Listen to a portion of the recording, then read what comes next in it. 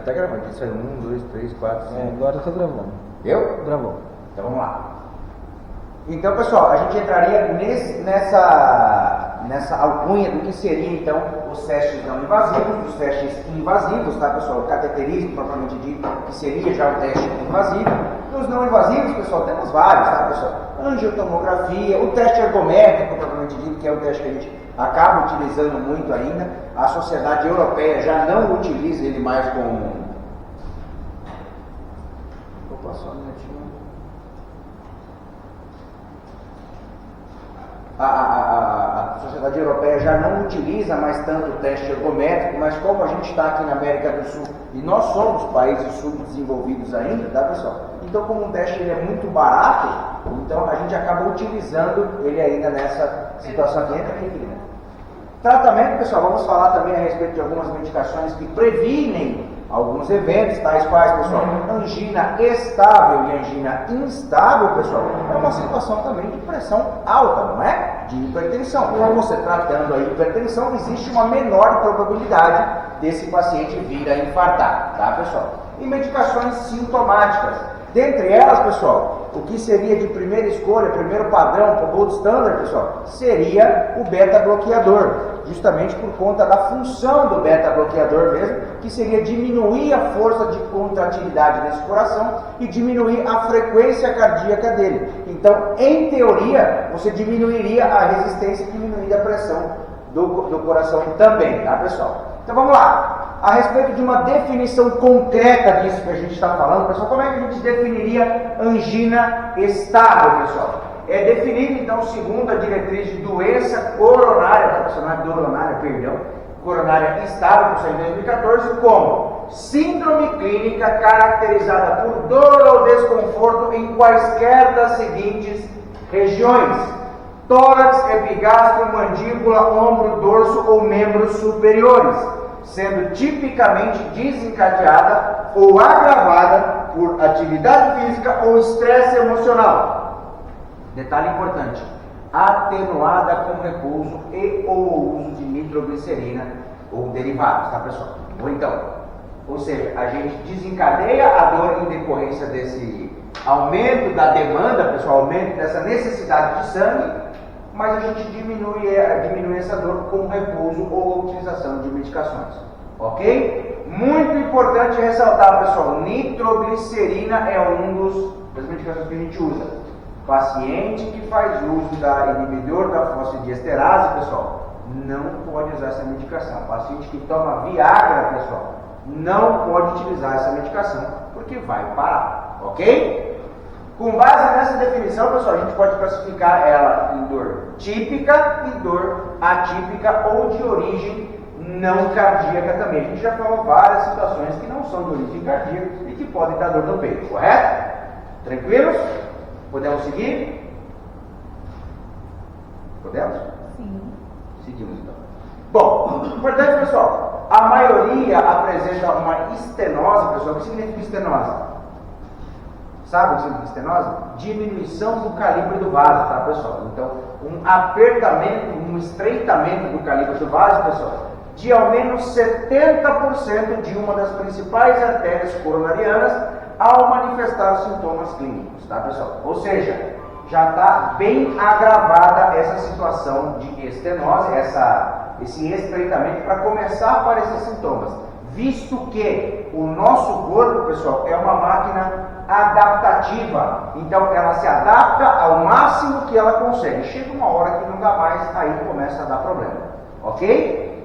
Tranquilos? Então, pessoal, pacientes com coronárias normais podem ainda ter isquemia miocárdica relacionada ao vasoespasmo ou a disfunção endotelial, apresentando-se sob forma de angina. Um detalhe importante é que a angina pré-cordial, pessoal, acontece quando a demanda de oxigênio do miocárdio supera a oferta e a dor é indicativa de isquemia transitória. Um detalhe importante, uma outra situação que pode vir a desencadear essa dor, pessoal, e inclusive infarto do miocárdio, é a anemia. A hemoglobina transporta, como que você transporta ela? Sangue. Se você tem diminuição dessa situação na anemia, pode vir a provocar um infarto agudo do miocárdio em decorrência de demanda, diminuição da demanda, tá, pessoal? O diagnóstico clínico tem capacidade de predizer a doença coronariana em até 90% dos casos. Então, pessoal, clínica é excelência, ela é soberana, ok? Tranquilos? Alguma dúvida até aqui? Podemos seguir? Vamos lá, então. Pessoal, para quem nunca viu, seria mais ou menos uma situação assim. Normalmente, pessoal, lembrando, o coração também é um órgão que vai envelhecendo junto com o homem, tá, pessoal? Ou com uma mulher, enfim, ou com todos, no caso, a gente não sabe mais. Mas vamos lá, pessoal. O que acaba acontecendo, pessoal? Essa lesão, esse acúmulo de gordura, essa placa aterosclerótica, pessoal, ela tem geralmente um grau a seguir, pessoal, ou seja, primeira década de vida, segunda e terceira, até a primeira e terceira década de vida, e a partir da quarta década existe uma probabilidade maior de ir se aumentando. Veja como é gradativo aqui, ó. Ela faz uma curva do acúmulo dessa gordura, tá, pessoal? Dessa placa aterosclerótica, aonde vai se diminuindo o calibre do vaso, fazendo com que se diminua o sangue, tá, pessoal? A oxigenação em decorrência dessa situação. O que eu quero dizer com isso, pessoal? O infarto é em decorrência desse fato aqui, ó. A gente tem esse fato, vai diminuindo o seu calibre, vai diminuindo sua oferta de sangue para o tecido miocárdico, aonde esse sangue é oxigenado. Então, o infarto agudo do miocárdio, por isquemia, acontece dessa forma aqui. Ok? Tranquilos? Bom, dito isso, pessoal, nós temos aí várias situações. O trombo branco, o trombo vermelho, toda essa situação aqui, aonde acaba se parando. O que acontece? A artéria normal, a aterosclerose, que é esse acúmulo de gordura, e aqui, pessoal, dá uma olhada aqui, ó, como é que diminui o calibre do vaso e como é que o sangue demora mais para conseguir passar. Isso daqui, adivinha se vai aumentar a pressão do paciente? Obviamente, por quê? Porque eu preciso fazer mais, a força de contratilidade desse coração tem que ser maior para mim conseguir vencer essa resistência. A gente define hipertensão como o aumento da pressão exercida pelo coração, justamente para a gente conseguir vencer essa resistência do vaso sanguíneo, ok? Então, com a diminuição, com o aumento dessa resistência aqui, pessoal, a hipertensão do paciente vai ser mais aclarada. Dito isso, quando a gente faz o uso do beta-bloqueador sem você passar por um médico especialista, sem você passar por um cardiologista, pessoal, você às vezes pode fazer o paciente passar mal. Porque daí vai diminuir a força do coração, já está difícil para passar o sangue aqui, não vai conseguir passar, o paciente pode infartar também, tá? Então, muita atenção aos casos aqui, tá? Dito isso, pessoal, outros nomes que a gente pode ter para angina estável, pessoal, a American Heart Association, pessoal, agora falei forte, louco. Isso é em treino, cara. Você não é diferenciado, eu sou diferenciado, né? Doença isquêmica estável do coração, pessoal, é um sinônimo de angina estável, tá, pessoal? Assim como a Sociedade Europeia nos coloca como síndromes coronarianas crônicas. Isso daqui são sinônimos de angina estável, ok? Alguma dúvida até aqui? Doutor, aneurisma no caso é parecido também, só que no caso do aneurisma seria muito sério. Exatamente, mas em teoria seria o mesmo mecanismo de ação, então vai diminuindo o calibre do vaso até onde não consegue mais passar sangue, seja exatamente, ok? Sabe uma coisa que eu vi uma lugar? Tá, o beta-bloqueador, ele faz diminuir a contração, né? Diminuir a força de pressão da condutividade do sangue. Perfeito. Na aterosclerose, é bom, não é bom usar. Depende do caso. É isso que eu falar, é isso que eu quero saber. Depende do não caso. Não é bom porque e aí o senhor falou também que na angina estável, a gente tem um beta-bloqueador como condição, mas depende do caso. Tudo é um cardiologista que você vai resolver o problema do cara, você vai mandar ele embora para casa, mas o cardiologista que vai definir o tratamento dele. Tá? O tratamento a largo prazo é do cardiologista. Resolver o problema aí ele vai ter que ver se ele pode continuar ou não. Exatamente. Deixa eu pegar carona aqui na minha equipe, permite. Essa medicação que previne os eventos seria um beta-bloqueador. Beta, nós estamos falando aqui de angina estável. Exatamente. E essa medicação sintomática? O beta-bloqueador também funciona como sintomático. Show de bola. Fechou? Tranquilos? Seguimos. Bom, pessoal, no aumento do risco da aterosclerose entraria, pessoal, a idade, né, pessoal, entre 65 e 84 anos, que, como eu falei para vocês, o coração é um órgão que vai envelhecendo junto com a gente, mas também entraria dieta rica em lipídios e calorias, o sedentarismo, o tabagismo, resistência à insulina, tá, pessoal? Paciente diabético, tá, pessoal? Existe um índice maior, detalhe que a gente não sente dor, então para mim, não sei se é bom ou se é ruim, tá, pessoal? E o envelhecimento populacional, que é um fator de risco. Idade é um fator de risco para a grande maioria das patologias, ok? Tranquilos até aqui? Podemos seguir? Bora. Pessoal, principal fator desencadeante da aterosclerose, pessoal, e o que pode acometer, tá, pessoal? Bom, galera, a aterosclerose, ele é o principal fator desencadeante da angina. Fato? Combinados? O detalhe, pessoal, ele pode acometer qualquer artéria. Dito isso, como o nosso colega ali falou, pessoal, pode dar AVC? Pode, né, pessoal? Atingindo as artérias cerebrais, tá, pessoal? Coronárias, as renais, artérias dos membros inferiores, tá, pessoal? Ou seja, é uma granada de gordura, tá, pessoal? Como é que é feita essa cirurgia de correção? Como é que é feita essa cirurgia de correção Depende do caso, depende de onde afetou, depende se é cirúrgico ou se não é, tem tudo isso daí. Às vezes só trombolizar o paciente você acaba resolvendo. Então, no caso, vai ter cirurgia, no caso, quando chegar numa gravidade maior. Não é com uma gravidade maior, não é questão de gravidade, depende do caso. Tem paciente que não aguenta cirurgia, você vai fazer como daí? Somente idoso. Você entendeu? Tranquilos? Membros inferiores.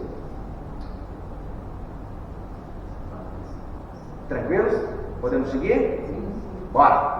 Fator de risco, pessoal, os clássicos, tá, pessoal? Os clássicos: hipertensão, diabetes, lipidemia, tabagismo, obesidade, sedentarismo, história familiar. História familiar conta bastante, hein, pessoal? Não tem diabetes.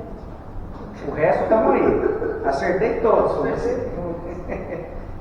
Foi como é que você sabe que não tem diabetes? Nunca fez exame? Mas não me chama, não chama nada de formiga, né? Então, pessoal, os clássicos, tá? Não é necessariamente que o paciente que é hipertenso vá ter angina, tá, pessoal? Mas existe uma predisposição maior do que um paciente que, em teoria, não tem nada, ok? Tranquilos? Podemos seguir? Bora!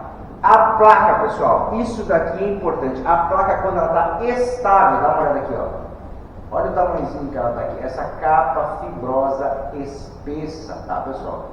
Existe um pool lipídico, que é uma piscina de gordura, em teoria, pessoal, só que pequena. Olha aqui como é que ela está aqui. Dá para ver? Dá para ver aqui, pessoal? Dá sim.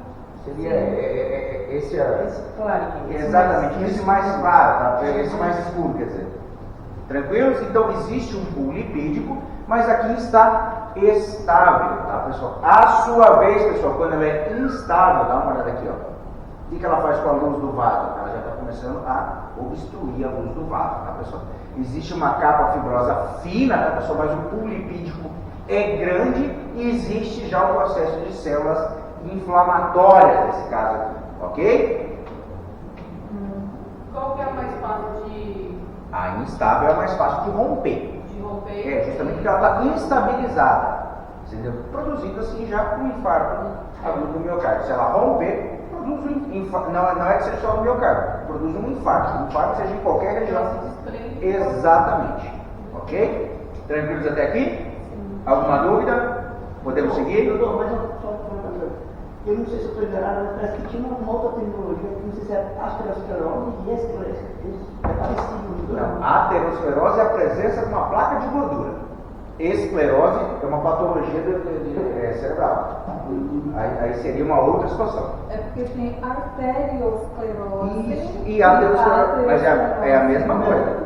Entendeu? A aterosclerose é a gordura. A arteriosclerose é a esclerose da artéria. Entendeu? Mas as duas são da artéria, não é patologia cerebral. Entendeu? As duas são doenças do vaso sanguíneo. Ok? Tranquilos? Estamos bem. Vamos lá. Pessoal, pergunta de revalida, pessoal. O porquê que dá a dor anginosa, pessoal? Por que dá essa dor anginosa? Essa dor anginosa ela está vinculada à diminuição ali do calibre da artéria, aí se diminui o fluxo, né, a pressão sanguínea é menos, isso lá em vista do coração. Então é uma questão de oferta e demanda, concorda comigo? Concordo. Porque chega menos, então seria isso daqui, ó. A demanda está aumentada, o paciente está precisando de muito mais sangue, pessoal, mas a oferta é muito pouca. Então existe esse desequilíbrio entre oferta e demanda, por isso que tem dor no paciente. Ok? Então a dor, a angina é em decorrência de diferença de demanda e oferta. Ok? Alguma dúvida? Isso aqui ficou claro para vocês, pessoal? Podemos seguir?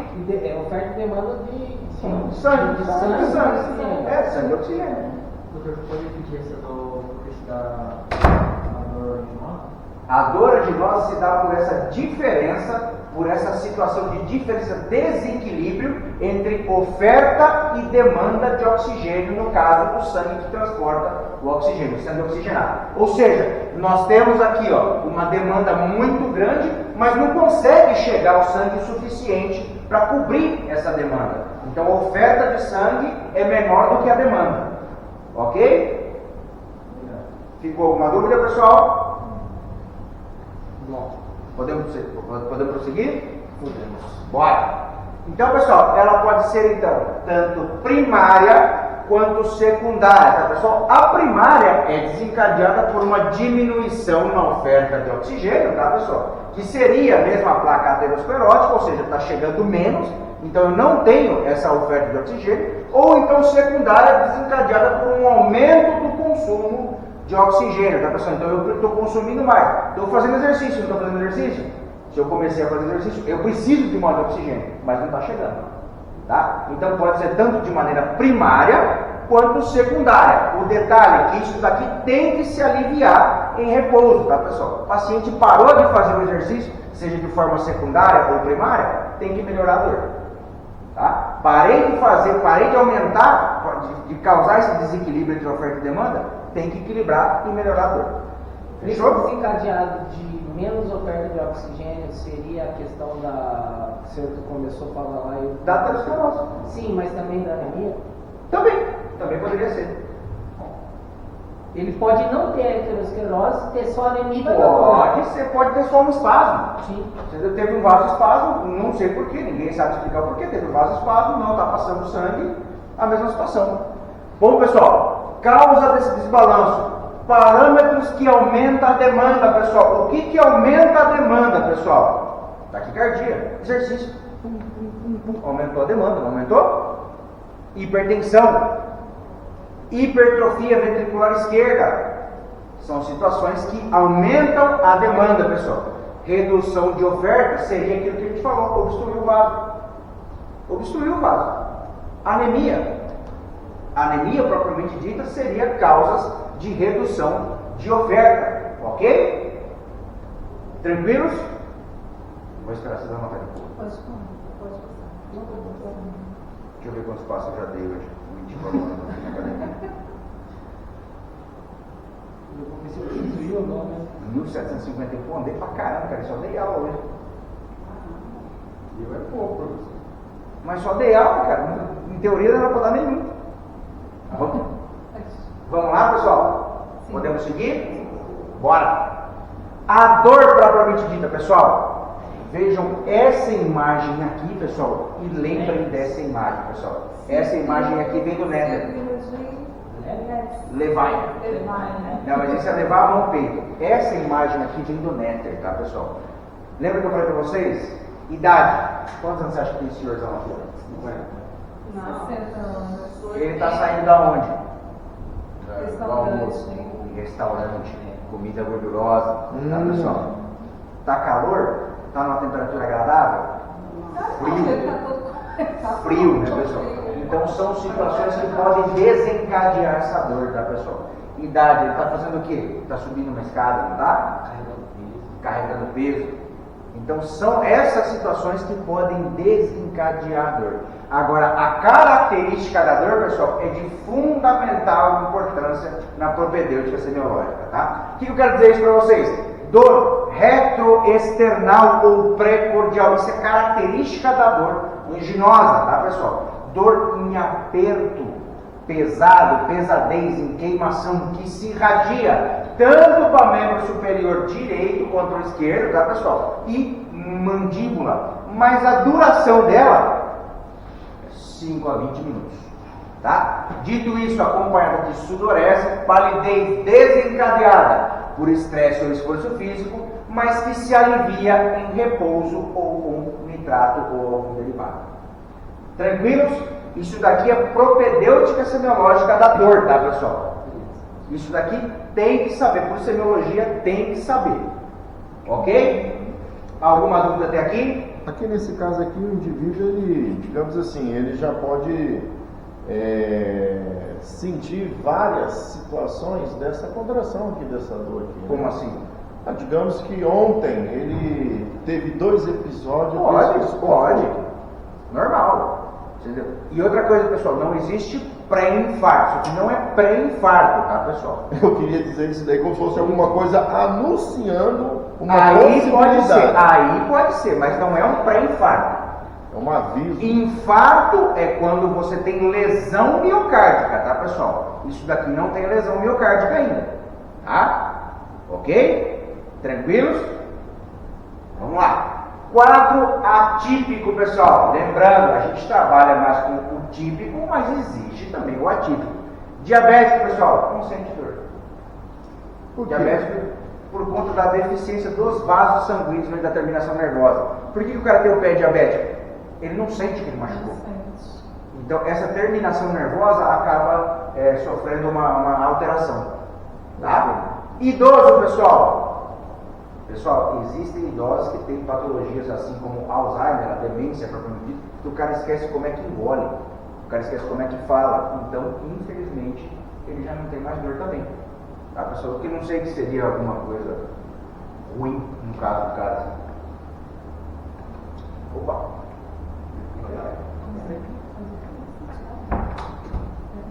Dito isso, pessoal, pós-transplante, tá, pessoal? O paciente pós-transplante também existe uma situação onde ele sente menos dor do que o convencional, tá, pessoal? Porque eu acredito que seja que quando faz o transplante cardíaco, ele lesa também a terminação nervosa, tá, pessoal? Porque é uma cirurgia de cunho muito agressivo, tá? E paciente com demência, que o cara, acaba esquecendo como é que fala, como é que engole, então realmente é bem complexo o paciente com demência, tá, pessoal? Lembrando que também piora com a idade.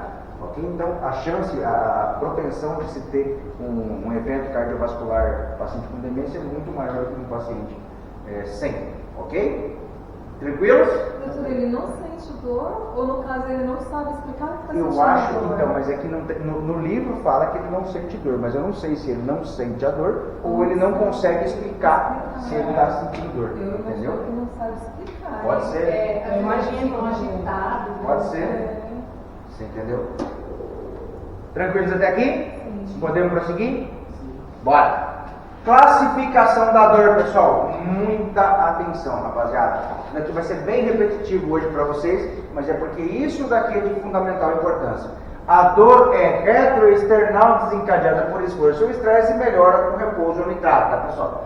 Pessoal, angina típica tem esses 3 fatores. Se for uma angina atípica, tem 2 fatores, e se for uma dor não anginosa, ou seja, não tem o evento cardiovascular envolvido, tem um ou nenhum desses fatores. Ok? Para ser uma dor típica, tem que ter os 3. Dor retroexternal desencadeada por esforço ou estresse que melhora com repouso ou nitrato. Fechou? Esse é retroexternal. Oi? O que é o retro? Retroexternal, é atrás do externo. Aqui é o externo, seria retroexternal, atrás do externo. Ok? Tranquilos? Sim. Alguma dúvida? Podemos prosseguir? Bora. Pessoal, como eu disse para vocês, a classificação dessas situações aqui, existe uma classificação canadense que se divide por classe, né? Classe 1. O que é a dor anginosa classe 1, pessoal? É o paciente que faz atividade física habitual, como caminhar, subir escadas, não causa angina e ela aparece com esforços mais intensos e e prolongadas, tá, pessoal? Ou seja, é aquele cara que não tem problema no coração, mas ele faz um esforço muito exagerado e acaba tendo uma dor, ok? Dito isso, a classe 2 é uma discreta limitação com atividades habituais, ocorre ao caminhar ou subir escadas rapidamente, ao frio, ao vento, ao estresse emocional, tá, pessoal? Lembrando, estresse não é só emocional, tá? Mudança de temperatura brusca, estresse. Muito calor ou muito frio, pessoal, estresse, tá, pessoal? São situações estressantes. Aparece, por exemplo, ao caminhar 2 quarteirões planos ou subir mais de um lance de escada, tá, pessoal? O lance de escada é pelo menos 20 degraus, ok? Tranquilos? Classe 2. Classe 3, pessoal, limitação com atividade habitual, caminhar 1 quarteirão ou subir um lance de escada. E a classe 4, pessoal, que seria a incapacidade de realizar qualquer atividade física habitual sem desconforto. E os sintomas podem, inclusive, aparecer em repouso. Ok? 4 classes, então. Conseguimos diferenciar cada uma delas. Correto? Alguma dúvida? Podemos prosseguir? Bora! Importante, pessoal. Cai em prova. Angina instável, tá, pessoal? Isso aqui é instável. A instável, pessoal, é a angina em repouso com duração maior do que 20 minutos, que piorou há cerca de uma semana. Tá, pessoal? O cara tinha angina estável e, de repente, em uma semana, ele começou a sentir a piora. O cara ficava... Lembrando, angina estável, duração entre 5 e 20 minutos, correto? Sim. Melhora com o repouso. Esse cara que começou a piorar no repouso. O repouso não começou a melhorar a vermelho. Tá? Outra, a angina de aparecimento, pelo menos classe funcional 3 e recente com início há 2 meses. O paciente não tinha nada e, de repente, ele, pum, começou já com classe funcional 3. Sim. Tá? E angina em crescendo, ou seja, o paciente tem angina prévia que aparece com mais frequência, episódios de maior duração e menos linear, tá, pessoal? Como é que você faz a estratificação desse paciente? Característica. Eu ia fazer uma pergunta aqui, mas eu acho que eu já me respondi. Fala. Por exemplo, assim, não necessariamente precisa ter a estável para você ter a instável. Exatamente, porque às vezes não aparece. Porque o cara não faz nada. Exatamente. Minha vida aqui tá de boa. Sim. Dou um pique, pau, já pego a instável e fica passando. Exatamente. Porque para aparecer sintomatologia na estável, tem que ter pelo menos comprometido 80% vaso, 80-90% vaso. Então demora para você chegar nessa situação aí. Tá? Lembrando, oi. Vamos voltar um pouquinho lá nas características. Vamos. Eu ia te perguntar aqui, tu acabou de me falar aqui da instável. Nós estamos lá no nosso plantão, o indivíduo chega, doutor, o que ele relata para nós? Olha, eu estou sentindo uma dor, cara, certo, aqui no meu peito aqui. Aí a gente pergunta, cara, e essa dor começou quando? Você vai explorar ele. Fala, já tem uma semana que eu senti essa dor. Irmão, essa dor, ela passa ou ultrapassa 20 minutos ou 10 minutos. Aí ele não sabe explicar isso para nós. Aí a minha pergunta ia chegar agora a seguinte situação aqui para ti aqui, ó. Nós temos aqui os episódios dos fatores, 3 fatores típica, 2 fatores atípica e nenhum fator. Um fator é uma dor mesmo de angina. Aí esse camarada que ele me fala o seguinte, ó, Neto, eu tenho uma semana que eu senti essa dor, ela vai e volta. Só que ele não me relata se ela radia ali nos membros superiores, direito ou esquerdo. Mas você está com medo do infarto, você está com medo do quê? Bom, é identificar. Identificar o que, por exemplo? No paciente. Angina estável ou instável. Você dentro do PS, essa não é a tua função. Dentro do PS é resolver a dor do cara. Aí você vai derivar ele para o serviço de cardiologia. Tá. Entendeu? Mas, em teoria, funcionaria por conta da dor mesmo, do tempo de duração da dor. O tempo de duração da dor. Ah, ele não sabe quantificar. Então, a partir de hoje, você vai falar para o cara, agora você vai quantificar esse negócio. Começou a ter dor, quanto tempo demora? Quando você para, melhora a dor? Ou então você parado está com dor também? Geralmente é um trabalhador do dia a dia. Sim. Quando eu sento ali, eu descanso um pouquinho essa dor, aí ele está em repouso, aí ele está dando. Angina estável. Estável. Ele tem somente Só vai ser instável na classe 4. Não é na classe 4. Na classe 3 para frente ele entraria como mas o paciente pode ter angina estável, classe 3. De aparição súbita, olha aqui, ó. Angina de aparecimento, pelo menos classe 3. Então, aparecimento súbito. O cara não tinha nada e de repente, pum, classe 3 já. Pô, peraí. Geralmente o cara está na classe 1, ele vai para a classe 2 e depois ele pum, classe 3 e para. Entendeu? Ficou alguma dúvida, Neto? Graças, doutor. Fechou. Tranquilos. Bom, exame físico, pessoal. Como é que esse paciente vai se apresentar para vocês, tá, pessoal? Rapaziada, na grande maioria dos casos, quando ele não está em processo anginoso, normal. Lembrando, pessoal, ele precisa de alguma coisa para desencadear essa dor. Então, provavelmente ele vai estar normal. Tá, pessoal? Durante o episódio anginoso, aí é uma outra situação. Aí pode acontecer terceira bula e quarta bula. Um cara com angina instável, se dá uma angina instável nele em casa, até ele chegar no hospital, até eu já passou essa dor. Não. Por exemplo, assim, um cara com uma instável, deu lá na casa dele, montou no carro. Instável pode aparecer no repouso. Não, a instável, desculpa. A instável, sim. Até ele chegar em mim, já para. Exatamente, mas aí que tá, angina instável não é emergência. Não é Mas emergência. esse cara vai, né? Não, ele foi, aí o que você vai fazer? Você vai orientar ele e vai derivar para o cardiologista. Faz nada. Entendeu? Mas ele foi lá para consultar. Entendeu? A tua obrigação é orientar ele, porque ele não tem noção do que está acontecendo. Tá com dor no peito? Se sou eu, o cara chegou e falou, não, doutor, eu estava com dor no peito. Eu deito, ele faça um elétrico pelo menos no cara. Eu faço um elétrico no cara pelo sim, pelo não. Tá? Então, pessoal, estertores pulmonares podem aparecer? Podem, tá, pessoal? Xantomas podem aparecer? Podem, tá, pessoal? Pulso de membros inferiores diminuído pode aparecer? Pode, mas geralmente, pessoal, é normal. Geralmente é normal. Pode aparecer em 200 situações, mas geralmente é um paciente normal ali na consulta. E o xantoma? Xantomas são umas manchas, vão aparecendo manchas no corpo do paciente. Bom, aí chega. Oi. São a terceira e quarta bulha. Normalmente nós temos duas bulhas cardíacas, né? Uma sistólica, bum, bum, bum. Terceira e quarta bulha já são bulhas patológicas, tá? Exatamente. Aí é sinal que a gente já tem algum problema cardiológico, tá? Dito isso, pessoal, chega o paciente no consultório de vocês com dor no peito. O que você faz? Aí que eu te pergunto, Cabral. O que você faz? Para onde que você vai? Se ele chegar com a dor no peito, tá com a dor no peito ali comigo. Vai, eu vou botar ele fazer eletro. Seria uma alternativa muito legal. Eletrocardiograma, tá, pessoal? Agora existe uma situação chamada pré-teste, tá, pessoal? Segundo a diretriz brasileira, tá, pessoal? Em relação à dor anginosa baseada na idade do paciente e no sexo, tá, pessoal? Lembrando que existe diferença e características do sexo genético do paciente, tá, pessoal?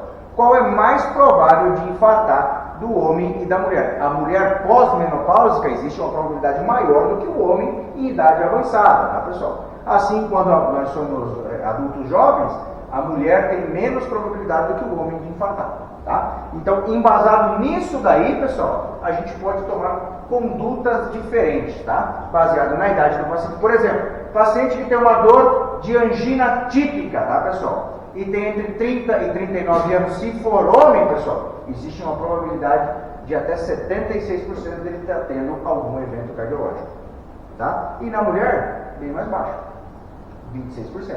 Porque não é o comum da mulher nessa idade, dessa situação. Não vou mentir para vocês, esses dados estão mudando e vocês podem reparar isso, pessoal, muito pós-vacinação Covid, tá? Isso aí vem mudando, essa realidade vem mudando, tá, pessoal? Deem uma analisada, não fora de política, fora de qualquer outra situação dessa, estou falando em dados médicos, tá, pessoal? Deem uma avaliada nisso daí. Situação de dor não anginosa. Dor tipicamente não anginosa, a gente já sabe quais são as três vertentes que são necessárias para ser uma dor anginosa, tá, pessoal? Que é a dor retroesternal, que seria desencadeada por um fator estressante, tá, pessoal? E que alivia ou não com repouso de nitrato, ok? Então seriam essas três variantes. Se a gente tem uma ou nenhuma, pessoal, seria uma dor não anginosa que podemos diferenciar entre homens e mulheres de acordo com a idade, tá, pessoal? No homem, na idade jovem, 4%, na mulher, 2%. Mas deem uma olhada, pessoal, nas inversões que pode acontecer baseado na idade, tá? E na característica da dor. Depois eu vou mandar um slide para vocês, ó. A diretriz europeia, eles são melhor que a gente, né? Eles são os melhores do Brasil. Eles também colocam a dispneia como os fatores, tá, pessoal? A gente nem conta isso daí, tá? Mas eles contam também a dispneia. Coloquei a nível de exemplo só para vocês, só precisarem uma olhada. Beleza? Dito isso, pessoal, como que a gente interpreta a probabilidade pré-teste? Menos do que 10%, pessoal, nessa faixa aqui, ó, que 4 e 2%, ok? Menos do que 10%, existe uma baixa probabilidade de estar acontecendo um evento cardiológico importante nesse cara aqui, tá? Pesquisar causa de dor torácica não cardíaca, tá, pessoal? Os testes não invasivos podem ser solicitados. A sua vez, quando a gente tem mais do que 90%, uma alta probabilidade, pessoal, a gente faz uma estratificação do risco cardíaco embasado no cateterismo, tá, pessoal? O teste não invasivo também pode ser solicitado. Agora, o difícil é quando você está nessa variante entre 10 e 90, que daí fica intermediária a probabilidade. Os testes não invasivos seriam a primeira opção, tá? Lembrando, teste não invasivo, teste ergométrico, teste não invasivo, a Sociedade Europeia não faz mais. Então, se vocês forem responder prova de revalida e aparecer lá, Sociedade Europeia, não coloca teste ergométrico, que vai estar errado. Tá? No Brasil, Sociedade Brasileira, Sociedade Americana, ainda concorda. Tá? Dito isso, pessoal, exames básicos que a gente pode pedir, tá? Da síndrome coronariana aguda, pessoal, protocolo de dor torácica, eletrocardiograma, tá, pessoal? Sem medo de ser feliz. O cara chegou com dor torácica, rapaziada, pelo sim e pelo não. Em 10 minutos, eletrocardiograma feito e interpretado. Ok? Tranquilos? Dito isso, pessoal, posso solicitar 200 coisas para o meu paciente, tá? Uma delas que pode gerar dor no peito também, pode gerar febre, pode gerar uma alteração por leucocitose no hemograma, pessoal. Pericardite. Não pode? Hemograma. Creatinina, perfil lipídico, rastreio de diabetes mellitus, perfil tireoidiano, principalmente na mulher, tá, pessoal, que tem mais alteração do que o homem na tireoide, tá? Então, todos esses exames básicos aqui, eu posso e devo solicitar para o meu paciente. Tranquilos? Dentre eles, eletrocardiograma, por gentileza. Fechou? É o catacoringa a princípio, né? Em teoria, mais ou menos isso. Fechou? Podemos prosseguir? Bora! Eletrocardiograma, pessoal, sempre pedir. Tá? Na doença arterial crônica, pessoal, tem uma utilidade limitada? Tem, mas ele pode ter um infarto agudo do miocárdio. Se não deu alteração nenhuma, maravilha! Maravilha, posso me preocupar menos. Tá, pessoal? Se estiver normal, não exclui a angina estável, mas se ele estiver alterado, pode me indicar um infarto agudo do miocárdio. Tá? Raio-x de tórax, bom, excelente exame. Barato, fácil de fazer, rapidão. Tá, pessoal? Para que ele serve? Bom, para diagnóstico diferencial, insuficiência cardíaca, né? E como é que fica o coração do cara? Daquele tamanhozão. A própria dissecção aguda de aorta, a gente viu aqui, lembra aquele dia? Entendeu? A alteração da anatomia da aorta, então tudo isso daí acaba podendo ser um diagnóstico diferencial baseado em exames básicos e rápidos, tá, pessoal? Rápidos. Dito isso, ecocardiograma funciona? Maravilhoso exame. Maravilhoso. Ele avalia já a função sistólica da fração de ejeção, a função diastólica, tá, pessoal? Identificação de alteração de contratilidade das paredes sugestivas da doença arterial crônica, tá, pessoal? Quando houver sintomas de insuficiência cardíaca e diagnóstico, pessoal, ele pode usar o diagnóstico de estenose aórtica e cardiomiopatia hipertrófica, tá, pessoal? Que são situações que podem levar à angina. Oferta e demanda, lembra? Então são situações que podem levar à angina desse paciente. Ok? Tranquilos? Pessoal, vamos dar um intervalinho que eu falei pra caramba, cara. Dá uma pausa aí pra tomar uma água, pelo amor de Deus. Esse paciente chegou com essa dor